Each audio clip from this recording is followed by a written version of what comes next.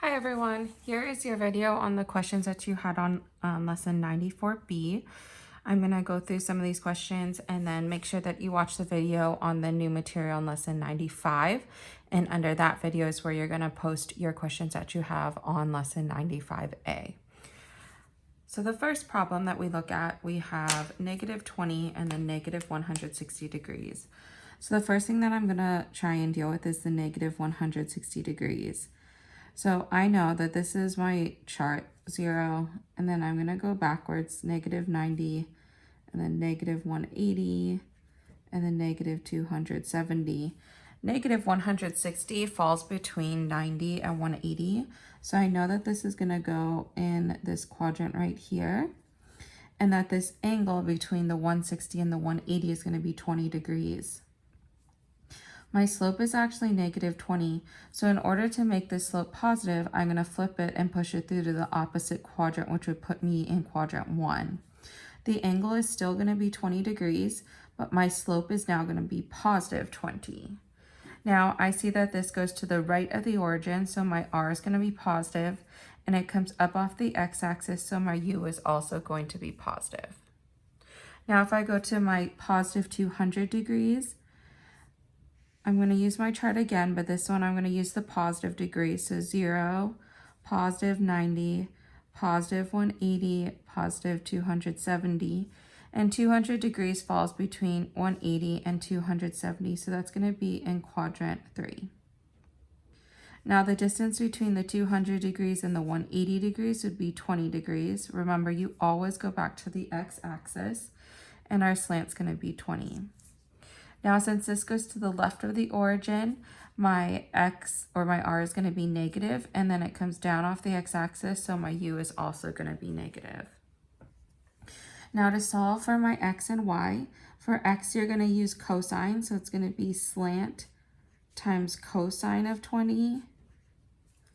And then for y, it's going to be slant times sine of 20. But look at that. That's actually going to be the same for both of the triangles because both of the slants are 20 and both of the angles are also 20. So now when we evaluate 20 times 20 cosine equals, I get 18.79, and then 20 times 20 sine equals, and that's going to be 6.84. But if I do this first one, the first one I said my r is positive and my u is positive. So for this one, this would be positive 18.79 r plus 6.84 u. But for my second one, they have the same exact numbers because they have the same slope and the same angle. So this one, though my r is negative, so negative 18.79 r, and my u is also negative, so it'd be negative 6.84 u. But look at that, that actually cancels. So your answer would be 0.00 r plus 0.00 u. They cancel each other out for this one. Now moving on to number 20, it says that r is negative, which means that it's going to go to the left of the origin, and then our u is positive, so it comes up off the x-axis. So looking at my 4 quadrants, if I go to the left 4, and then from here I go up 8, my triangle is going to be in quadrant 2. I'm going to first start off by solving for the hypotenuse using Pythagorean theorem. So h squared is equal to 8 squared plus 4 squared. So 64 plus 16 is going to give us 80. So I have to take the square root of 80. So 2 and 40, 2 and 20, 2 and 10, and then 2 and 5. So I have 2 pairs of 2's. So that will be 4. H is going to be equal to 4 square root 5. Now I have to find the angle. Now this is my angle theta. 8 is opposite and 4 is adjacent. So I'm going to use tangent. That's going to be the inverse of tangent of opposite over adjacent, so 8/4. When you plug this into your calculator, it's going to be 8 divided by 4 equals, then second tangent, and it gives you the angle of 63.43. But then we want to know how many degrees it is going away from 0 degrees. So we want to know this distance here. So because it's in quadrant 2, I'm going to subtract that from 180. So my answer is going to be 4 square root 5. And then my angle distance from away from 0 degrees is going to be 116.57 degrees. So if you're in quadrant 2, you're going to subtract it from 180. If you're in quadrant 3, you're going to add it to 180. And if you're in quadrant 4, you're going to subtract it from 360. So now I'm going to look at number 23. The first thing that I'm going to do is I need to isolate this C over R2. So I'm going to move the 1 over R1 to the other side. That means I'm going to have A plus B over X minus 1 over R1 equals C over R2. Now what I want to do is I want to make a common denominator on the left-hand side, adding those two fractions together, which means that I'm going to multiply the first fraction by R1. So that would be R1A plus R1B. And then I'd have to multiply the second fraction by X, so it'd be over minus X over R1X equals C over R2. Now what I'm going to do is I'm going to cross multiply. So on the left-hand side, I would get C R1X equals, this would be R2 times R1A plus R1B minus X. And then we're trying to get the C by itself, so you're just going to divide by the R1X, which means that your answer is going to be C is equal to R2 times R1A plus R1B minus X all over R1X, and that would be your answer. So you can distribute the R2 if you would like to. You do not have to, though.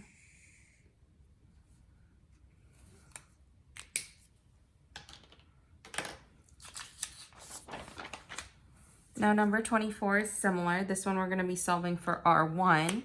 So I'm going to move the C over R2 to the other side, which means that I would end up with A plus B over X minus C over R2 equals 1 over R1. Now I'm going to make a common denominator on the left-hand side. So that would be, I would have to multiply this first fraction by R2. So it'd be R2A plus R2B minus, make a common denominator, multiply the C times X all over R2X equals 1 over R1. Now I'm going to cross multiply. So on the left-hand side, I'm going to have just R2X. On the right-hand side, I'm going to have R1 times R2A plus R2B minus CX.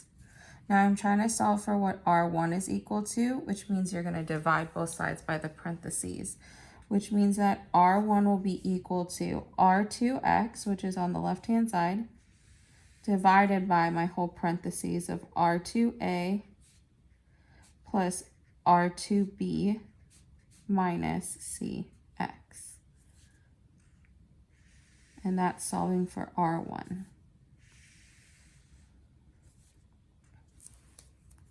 Now looking at number 26. Number 26, you're going to recognize that the top triangle is actually a 30, 60, 90 triangle, and the bottom triangle is a 45, 45, 90 triangle.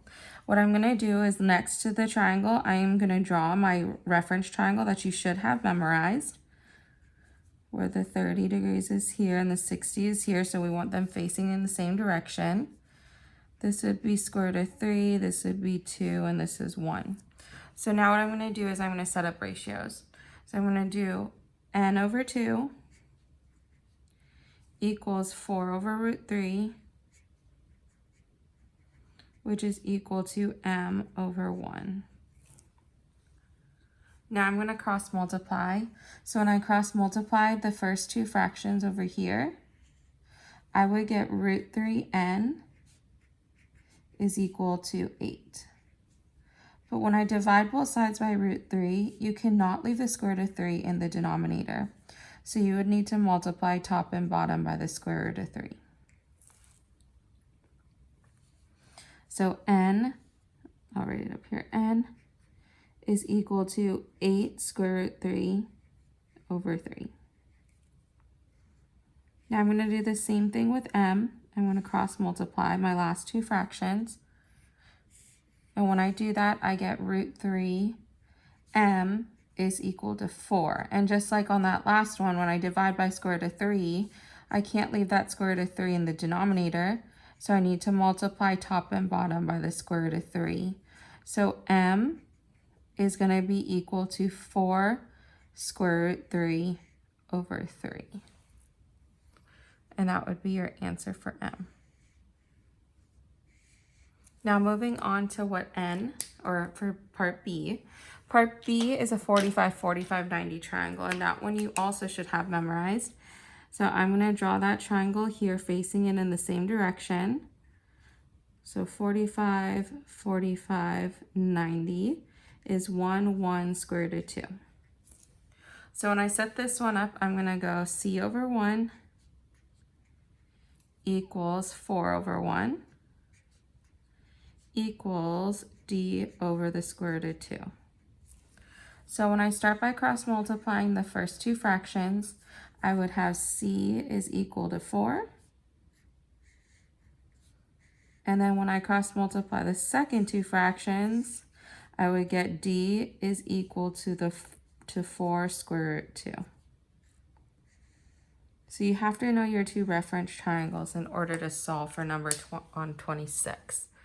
You have to know your 30, 60, 90 reference triangle as well as your 45, 45, 90 reference triangle. Now moving on to number 28. The first thing that we are going to do to convert this from liters is to convert it into centimeters cubed. So we know that there's 1,000 centimeters cubed in 1 liter. Then we need to go from centimeters cubed to inches cubed. So there's 2.54 centimeters in 1 inch, and then we're going to cube that. So our centimeters cancel, my liters cancel, and then I need to get this from seconds to minutes. So this would be 60 seconds in the numerator, so that the seconds cancel over 1 minute, and my seconds will cancel. So my answer is going to be 20 times 1,000 times 60 over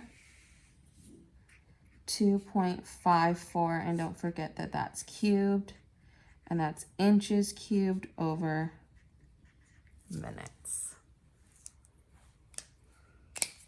Now moving on to number 29. So for number 29, you have to use your little straight edge piece, and you needed to draw a line connecting your points. So the line that I came up with goes through that point that's up on the left and then kind of just passes by all of those other points there. So this is the line that I came up with. And the coordinates for the line that I came up with is this. 180, 0 would be the bottom right corner, 180, 0. And then my top left corner was 100, 90. 100, 90. So the first thing that I'm going to do is I'm going to solve for the slope, my m. And that equation is going to be y1, which is 0, minus y2, which is 90, over x1, which is 180, minus x2, which is 100. So I end up with negative 90 over 80, or negative 9 over 8. That's my slope. Now, I need to plug this into y equals mx plus b. So y equals negative 9 over 8x plus b. I'm going to use this point right here because it has a 0 in it. So that would be 0 equals negative 9 over 8 times 180 plus b.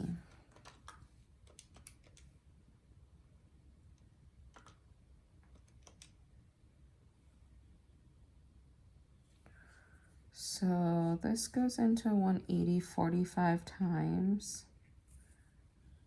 This would be a 2.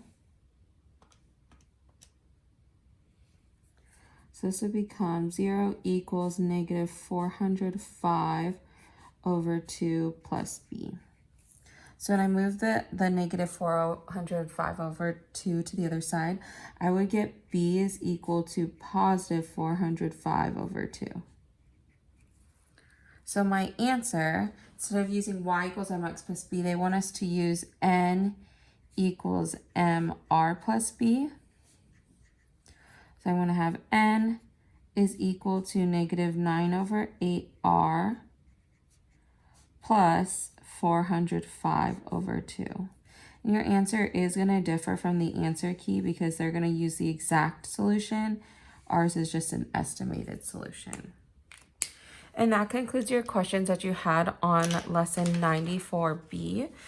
Don't forget to watch the video for lesson 95 and post your questions for lesson 95A. I hope you guys all have a great day. Bye.